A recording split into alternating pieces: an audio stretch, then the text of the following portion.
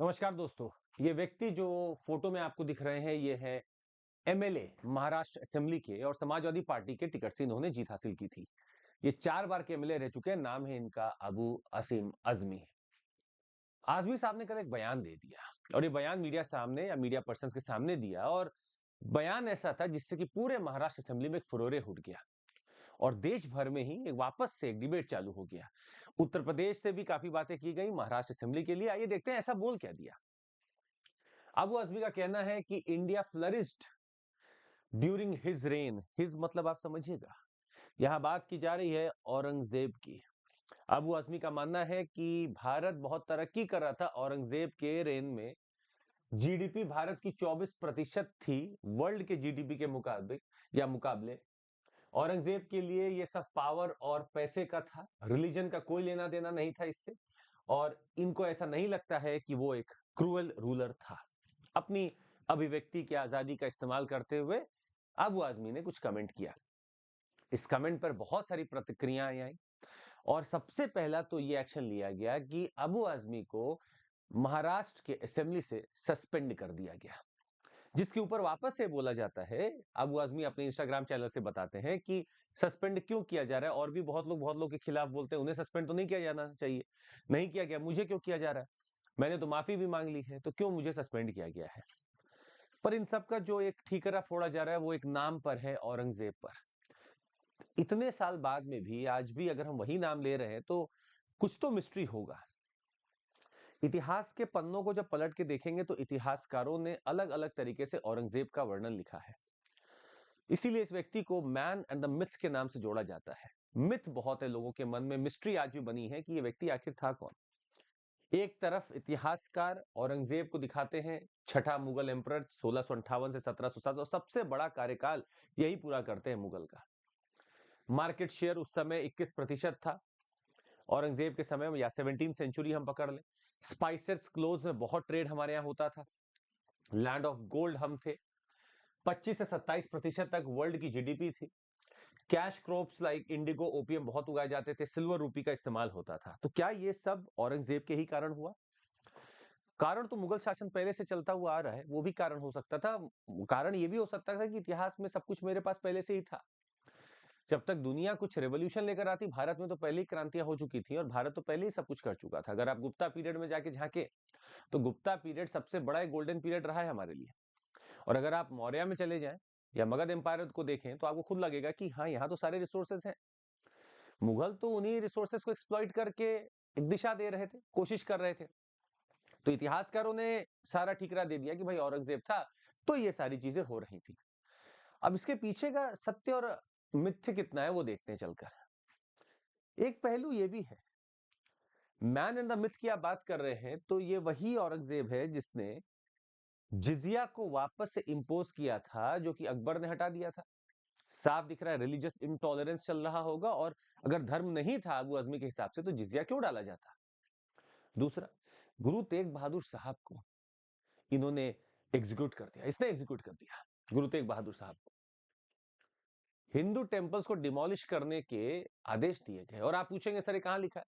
हमारे पास बहुत सारे ऐसे रिकॉर्ड्स हैं जहां पर कन्वर्सेशन चल रहे हैं औरंगजेब और इसके वजीर के बीच में कि अगर हमारे यहां से भी किसी ने मदद की है हिंदू टेम्पल्स में निकाशी बनाने की तो निकाशी भी निकाल लो, सब तोड़ दो।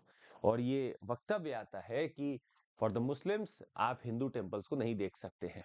ये इंटॉलरेंसी दिखा रहा है रिलीजियस। एक इतिहासकारों का ये भी पहलू है। इतिहासकारों का यह भी मानना है कि मिलिट्री कैंपेन्स फालतू के किए गए और बहुत ज्यादा पैसा खर्चा किया गया और वो पैसा वसूला जाता था वहां के फार्मर से, एग्रीकल्चरल से। मर्चेंट्स और मनी लेंडर्स के लिए इतने स्ट्रिक्ट रूल्स थे कि उन्होंने बिजनेस ही करना बंद कर दिया। फेमाइंस बहुत हुए औरंगजेब के पीरियड में, और सेंट्रल अथॉरिटी कमजोर होती जा रही थी। जो वत्सल थे, जो गवर्नर्स बनाए जा रहे थे प्रांत दर प्रांत, वो मजबूत होते जा रहे थे। और यही कारण बनते हैं कि आगे मुगल एम्पायर भी फेल करेगा या फॉल करेगा। तो दोनों इतिहासकारों के बीच में, दोनों अगर हम देखें इन दोनों ग्रुप्स के बीच में, तो मतभेद काफी है। एक कोशिश कर रहा है वो मिस्ट्री दिखाने का कि देखो सब कुछ अच्छा चल रहा था, और अगर आप ग्राउंड रियलिटी जाके देखें तो बहुत कुछ उल्टा चल रहा था। तो इतिहासकारों के अपने अपने कहने, और हर किसी को अभिव्यक्ति की आजादी, सब जिसने जैसा देखा वैसे लिख दिया। अबू आजमी ने भी ऐसा ही समझा, जो उस किताब से पढ़ा होगा वैसा बोल दिया। अब रहती सस्पेंशन की बात। सस्पेंशन हो चुका है असेंबली से और एक ऐसा नंबर मिला, 333 सस्पेंशन था ये महाराष्ट्र असेंबली से किसी एमएलए का। अब आप पूछेंगे कैसे सस्पेंड हो जाता है, तो हमारे पास rules of procedure and conduct of business का पूरा एक चिट्ठा है जिसके तहत सस्पेंशन हो सकता है। इसके बारे में भी हम आपको बताएंगे, पर हम आपको ये भी बता दें, महाराष्ट्र में जो सस्पेंशन आप देख रहे हैं 333 हो चुके हैं, पर इनमें से लगभग 160 का सस्पेंशन रिवोक कर दिया जाता है ताकि वो अपने सेशन को पूरा कर सकें, अपने सत्र को पूरा खत्म कर चुके।